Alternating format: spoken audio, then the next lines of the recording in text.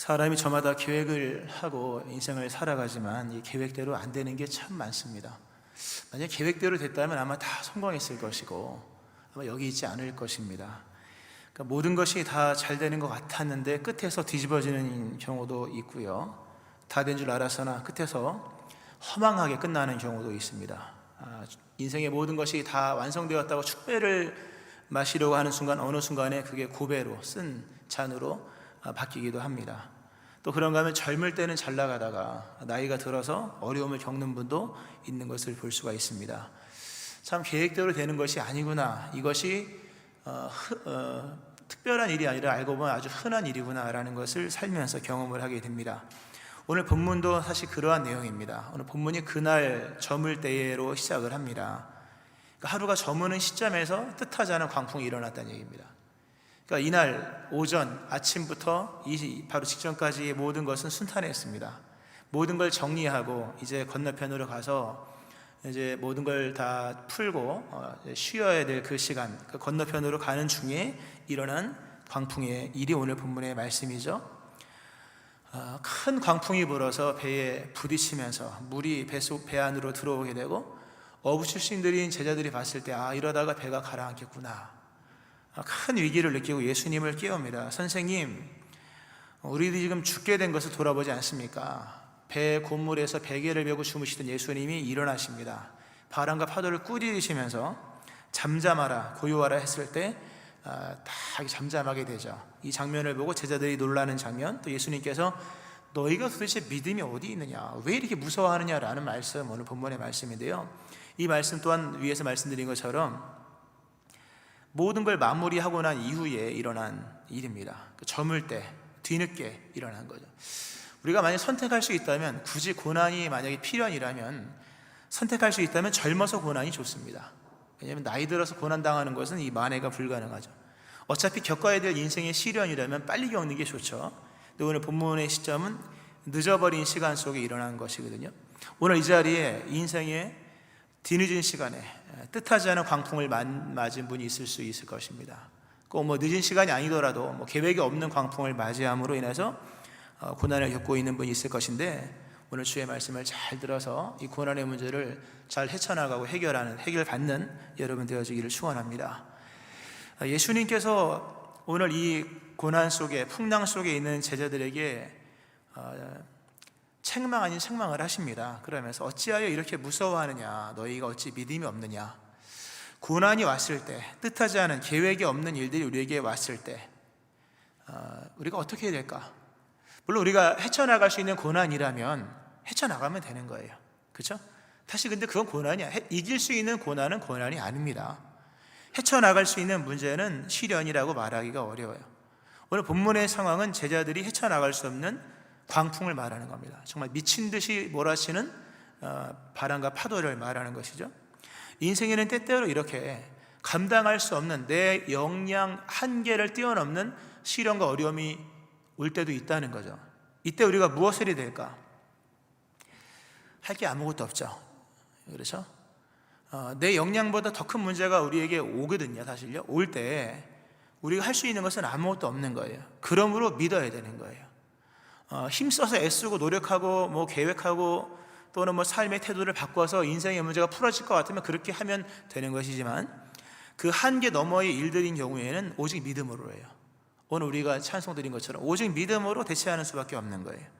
오늘 예수님께서 제자들에게 요구하신 것, 일어나셔서 바람과 파도를 1차로 꾸짖으시고 잠잠하게 고요하게 하신 후에 제자들을 돌아보시면서 너희가 어떻게 이렇게 무서워하느냐, 이렇게 믿음이 없느냐라고 말씀하시는데, 예수님이 요구하신 내용을 잘 들어보세요.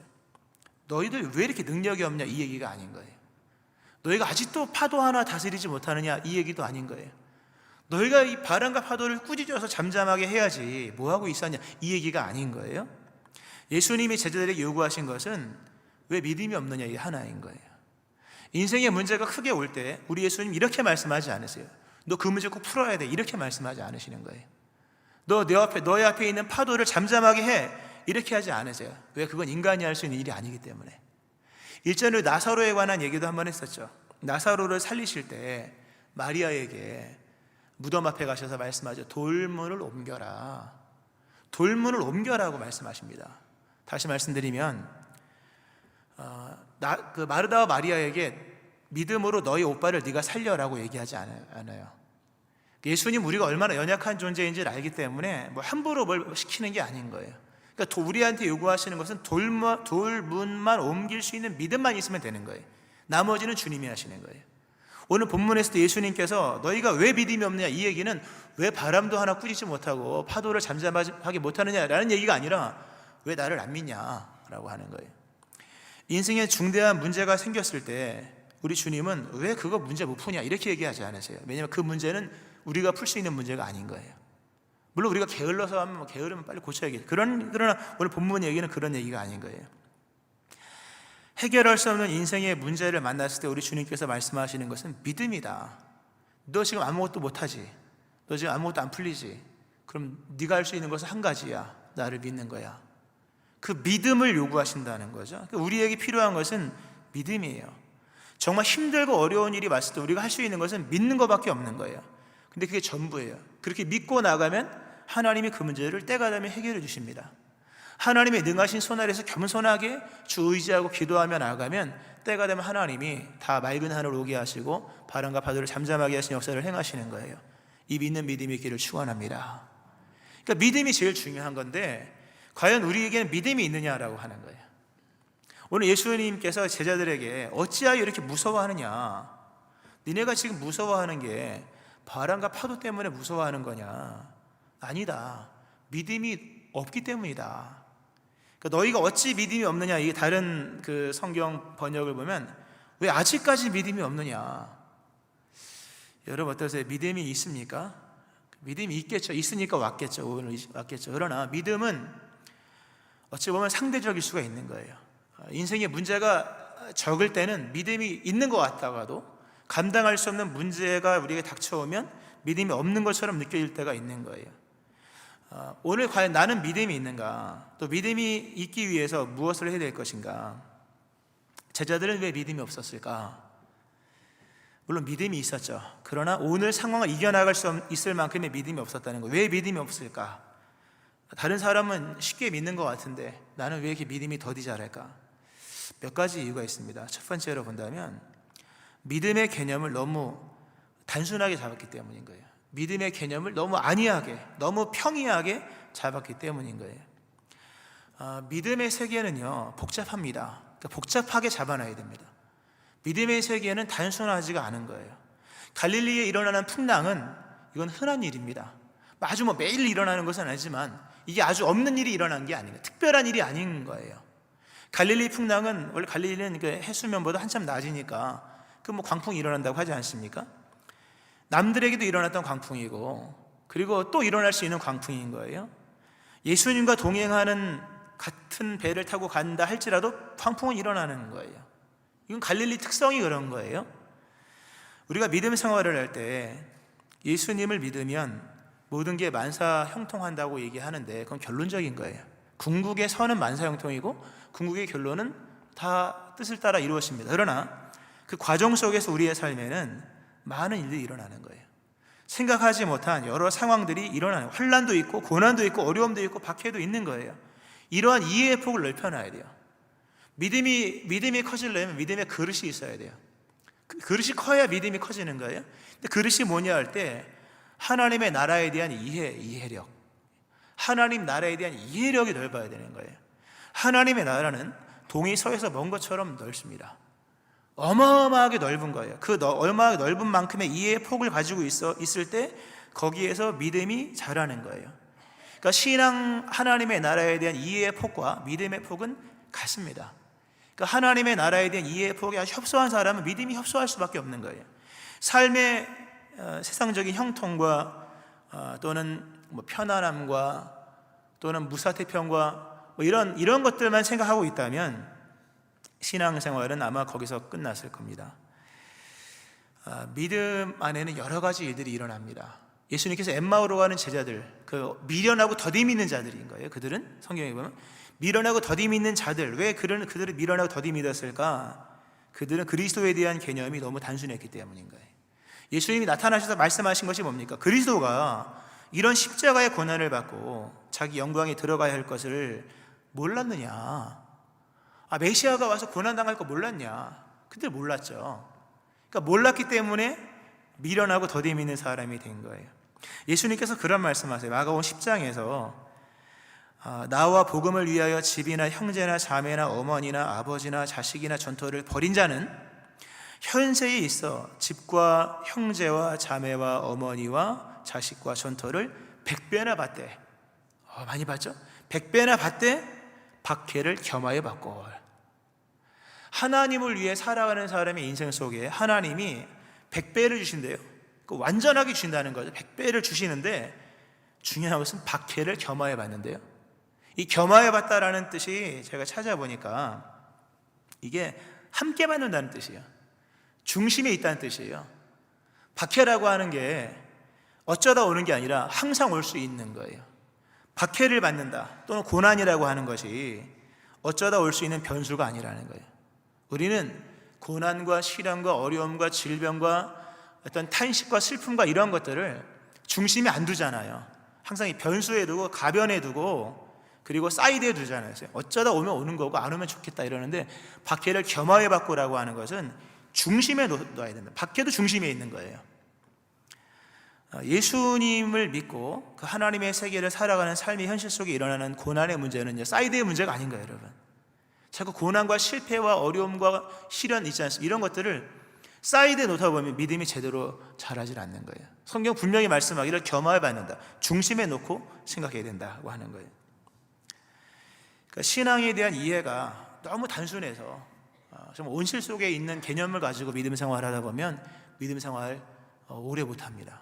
그리고 낙심하게 됩니다. 믿음은 정적이면서 아주 굉장히 정적이에요. 믿음은 동시에 굉장히 역동적입니다. 이 오늘 본문이 마가복음 4장에 나와 있는데요, 마가복음 4장 5장을 이렇게 보면은 엄청난 대조가 일어나요. 오늘 본문에 예수님께서 이제 그날 저물 때에 이렇게 시작되지 않습니까? 그러니까 하루 종일 지금 저녁이고요. 아침부터 저녁까지 어떤 일이 있었느냐 하면 바로 앞에 나오는 얘기입니다. 예수님이 하루 종일 설교하셨어요. 이날은 특별히 하루 종일 설교를 하십니다. 그래서 씨 뿌리는 자의 비유, 4가지 토양, 길가와 돌밭과 가시밭과 좋은 땅 옥토에 대한 말씀을 하시고, 그리고 등경 위에 등불로서의 신앙에 관한 말씀하시고, 그리고 씨앗이 성장하는 과정으로서 믿음에 대한 말씀을 하시고, 그 다음에 겨자씨에 대한 비유를 4가지를 하십니다. 이렇게. 그리고 나서 아주 굉장히 정적이죠. 하루 종일 설교 들은 거예요. 그리고 나서 이어지는 내용의 기술은 아주 동적입니다. 오늘 광풍 나오잖아요. 이 광풍, 미친 듯이 몰아치는 이 광풍에 대한 얘기가 나오고, 그 다음 바로 이어지는 이야기가 거라사의 귀신 들리는, 군대 귀신 들려서 돼지떼로 막 들어가는 내용, 그게 나와요. 또 그 다음에 혈루병 얘기 나옵니다. 12회를 혈루증을 앓는 여인이 고침받는 내용. 바로 그 다음에 어떤 내용이 나옵니까? 회당장의 딸이 죽었다가 예수님에 의해서 고침받는 내용이 나와요. 이렇게 하나님의 나라는 역동적인 거예요. 이 하나님의 나라의 이 반경이라고 하는 것은 이렇게 넓은 거예요. 어떤 때는요 아주 조용합니다. 귀로만 듣는 그러나 끝나고 나서 이어지는 네 가지의 사건은 굉장히 역동적인 거예요. 이게 2가지가 이게 구조적인 메시지죠, 사실요. 구조적인, 그렇게 배열을 한 거예요, 일부러. 정적인 4개의 설교 말씀과 뒤에는요 감당할 수 없을 만큼의 역동적인 하나님의 나라를 둘 다 등장을 시키는 거예요. 그러면서 이게 하나님의 나라다 하는 거예요. 이 둘 다를 수용할 수 있는 믿음이 있기를 바랍니다. 할렐루야. 부분들에 대한 이해가 너무 협소한 거예요. 너무 많이 고르면 믿음은 자라지 않습니다. 다 감사함으로 받아들여야 되는 거예요. 하나님의 나라는 빛을 다룹니다. 빛을 다룸으로 어둠을 다룰 수밖에 없어요. 평강을 다루기 때문에 고통을 안 다룰 수가 없는 거예요. 기쁨을 다루죠? 그럼 기쁨을 뭘로 증명합니까? 슬픔을 다룰 수밖에 없는 거예요. 승리를 다루기 때문에 싸움도 다룹니다. 권능, 파워를 다루기 때문에 시련도 다루는 거예요. 생명을 얘기함으로 죽음도 얘기할 수밖에 없는 거예요. 구원을 얘기하는 구원의 종교이기 때문에 심판도 얘기할 수밖에 없는 거예요. 극과 극의 대조죠. 오늘 이 자리에 슬픔이 있고 또는 격렬한 고통과 씨름이 있는 분, 또는 사망의 음침한 골짜기를 거니는 분이 있습니까? 반대를 생각하셔야 돼요. 슬픔을 통하여 기쁨이 다루어질 겁니다. 고난을 통하여 승리가 다루어질 거예요. 시련을 통하여서 권능이 어떠한지를 깨닫게 될 거예요. 죽음의 위기 속에서 생명의 찬란함과 능력을 경험하게 될 거예요. 이 하나님의 나라, 이 두 가지가 같이 등장하는 거예요. 이 제자들이 예수님이 함께 하시는 이 자리에서 풍랑이 일어나니까 너무 당황스러운 거예요. 예수님이 같이 타신 배에 어떻게 풍랑이 일어나는 거예요? 풍랑이 일어날 수 있습니다. 다만 빠져 죽지는 않습니다. 그 사실을 믿는 거예요. 이 믿음의 길을 축원합니다.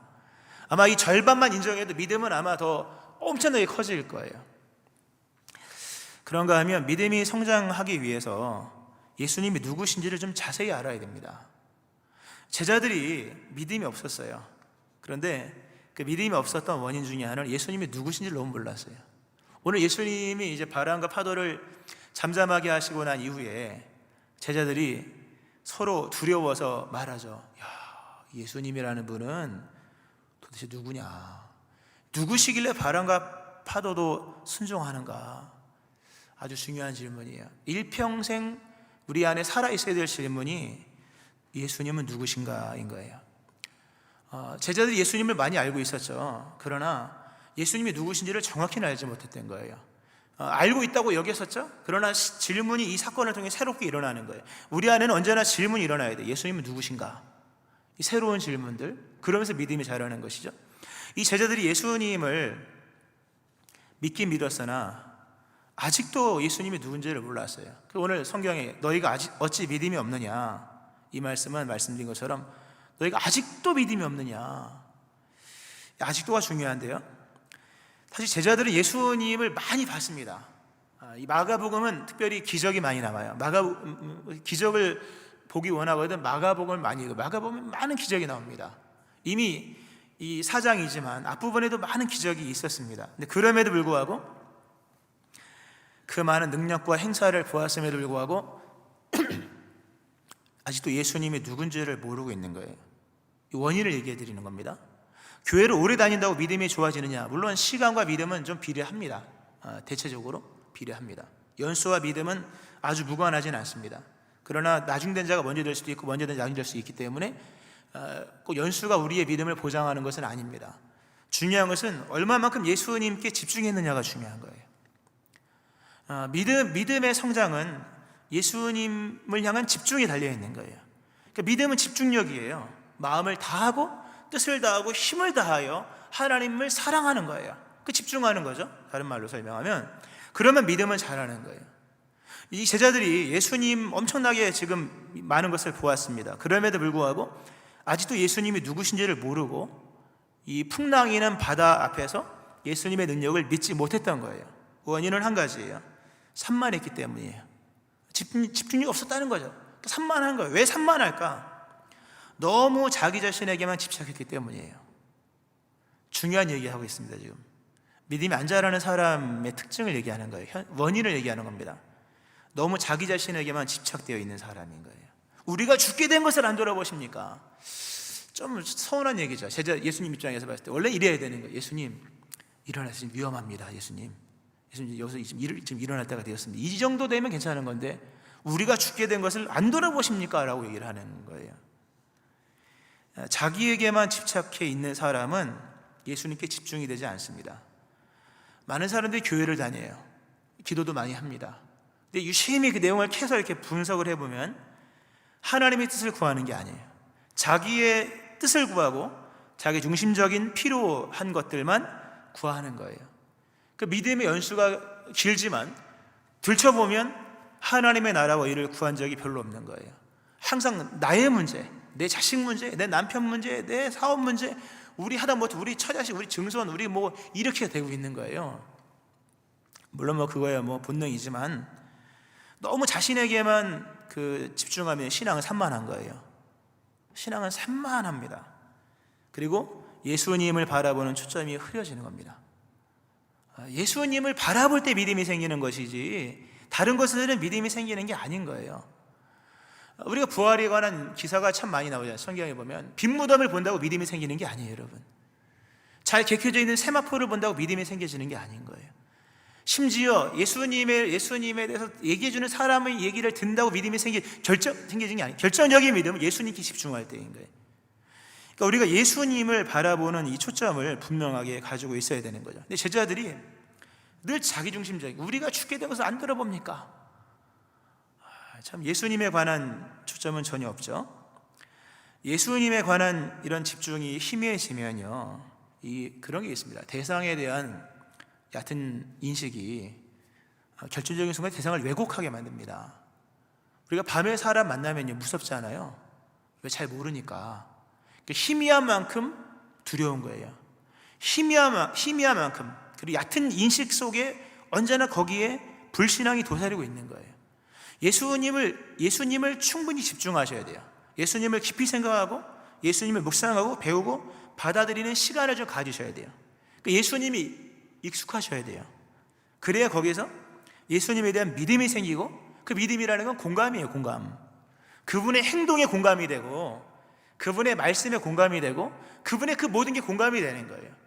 오늘 예수님이 배에서 주무시잖아요. 그 얼마나 대단한 기적입니까? 광풍만 대단한 게 아니라 그 몰아치는 광풍에서 예수님께서 그 배 고물에서 베개를 메고 주무시지 않습니까? 근데 전혀 그 부분에 공감이 되지 않는 거예요. 이게 믿음이 없기 때문인 거예요. 우리의 삶이 굉장히 어수선하죠. 또 코로나도 굉장히 이렇게 여전히 기세가 있고 또 지역 확산도 있고 한데, 날마다 믿음을 좀 이렇게 추스리셔야 됩니다. 너무 이렇게 산만하면 믿음이 희미해지고 예수 그리스도에 대한 인식이 희미해지면서 왜곡이 되고 결정적 순간에 안 믿어져요. 결정적 순간에 안 믿어지면 안 되는 거잖아요. 우리는 마지막 결정적인 순간이 우리에게 남아있는 거예요. 죽음의 날도 있고 한 것인데, 그때 안 믿으면 어떻게 할 것입니까? 늘 우리 자기중심적인 어떤 자기중심적인 늪 같은 게 벗어나셔야 됩니다. 우리의 필요를 구하는 것도 중요하지만 예수님 말씀하실 때 먼저 주님의 나라와 의를 구하라. 할렐루야. 시선을 돌리셔야 돼요. 집중을 하셔야 돼요. 예수님께 집중할 때 거기에서 믿음이 생겨지면서 공감이 되는 거예요. 이해가 되는 거예요. 그분의 모든 것이 나에게 느껴지는 거예요. 그러면서 이 두려워할 수밖에 없는 상황이지만 믿음으로 평안할 수가 있는 거예요.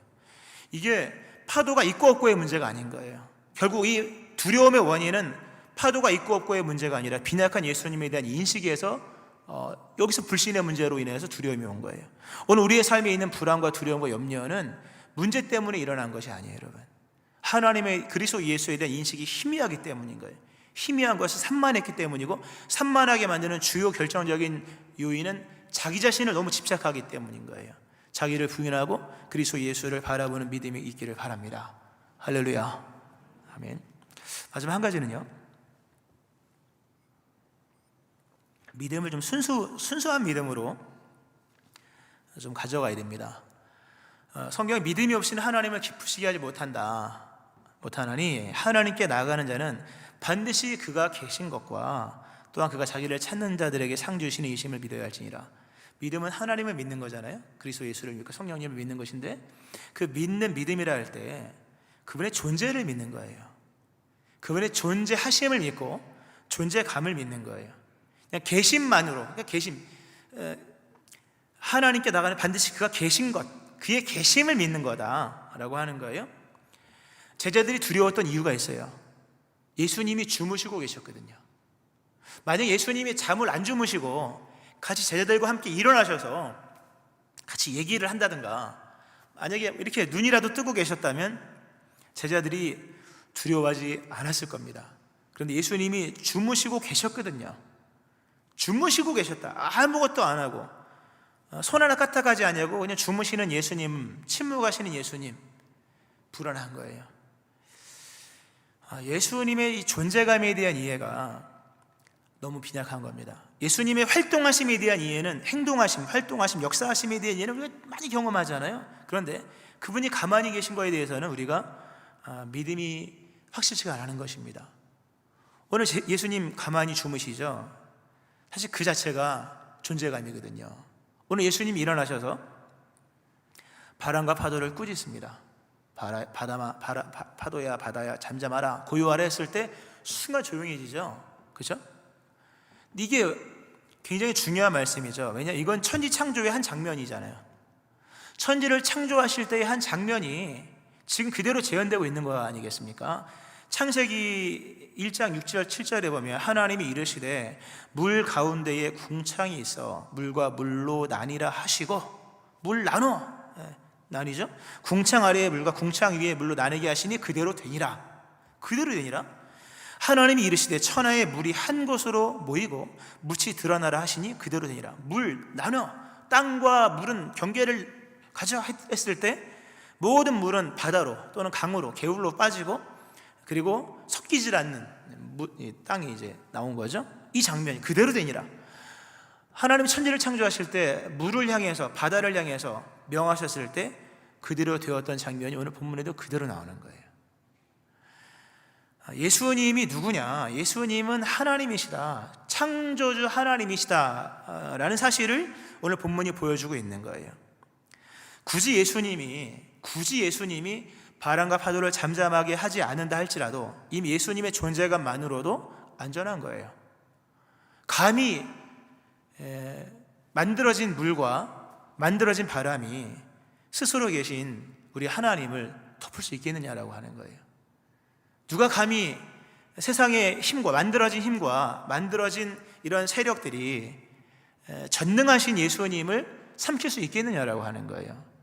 예수님이 무언가를 하든 안 하든 예수님의 존재감을 믿으셔야 된다는 거예요.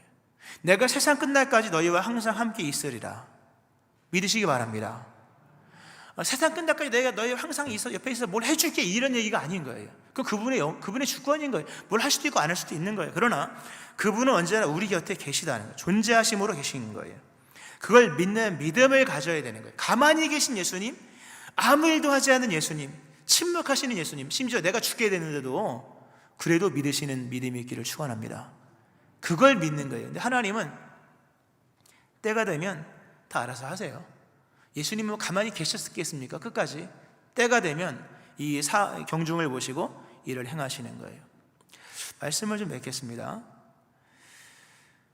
믿음이 뭐냐? 일단 우리가 어려움이 왔을 때 믿어야 되는데, 믿음이 뭐냐? 믿음은 한 번 더 생각하는 능력이에요. 한 번 더 생각하는 능력. 보이는 대로만 반응하는 것, 믿음이라고 할 수 있겠습니까?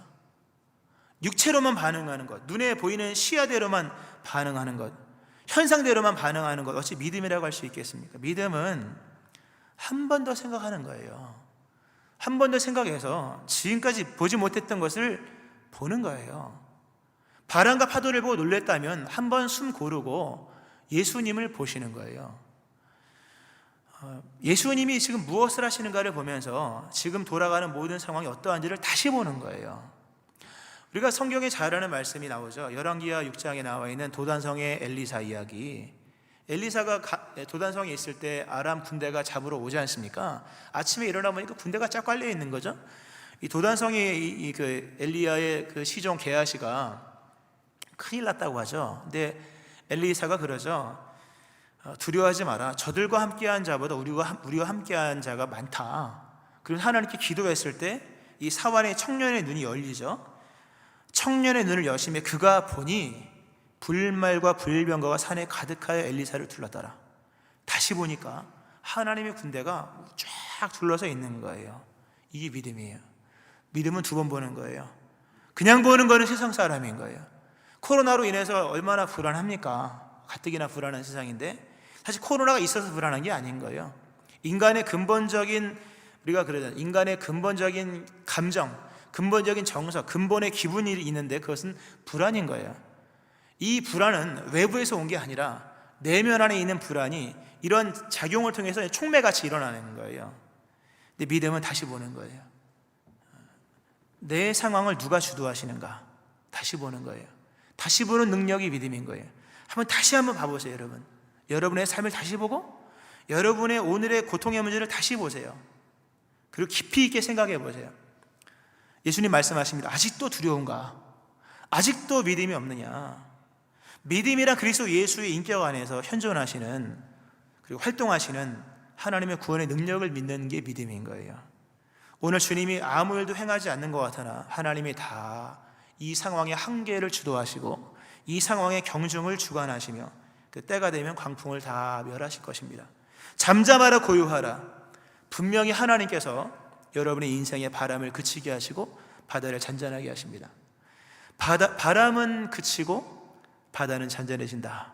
이 믿는 믿음이 있기를 주의 이름으로 축원합니다. 아멘. 기도하시겠습니다.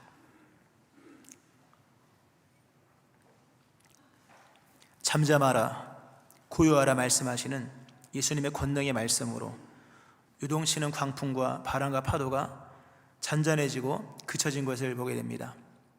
하나는 두려운 시대를 살고 있습니다. 언제 끝날지 모르는 광풍 같은 시대를 살고 있습니다. 주님, 믿음을 주옵소서.